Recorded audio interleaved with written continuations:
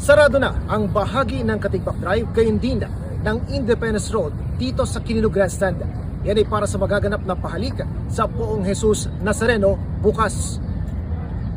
Nakahanda na ang malaking entablado na siyang pagdarausan ng mga aktibidad simula bukas ng gabi, kung saan naman dito magsisimula ang traslasyon sa araw ng Biyernes matapos ang isang banal na misa.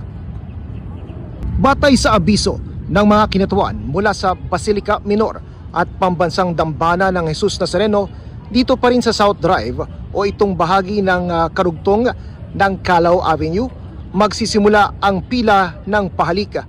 Man, sa halip na lumabas ng Katigbak Drive ang mga deboto na magsasagawa o makikibahagi sa pahalik, sila ay muling aakyat sa itaas na bahagi nitong Quirino Grandstand at lalabas muli.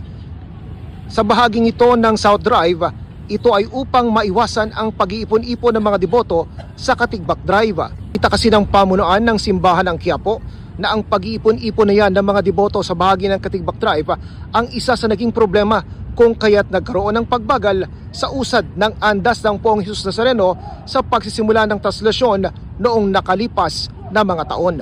Sa kasalukuyan, tuloy-tuloy ang ginagawang paglilinis sa mga tauhan ng MMDA dito sa paligid ng Quirino Grandstand, habang patuloy naman ang pagbabantay at pagpapatrolya ng mga tauhan ng Manila Police District.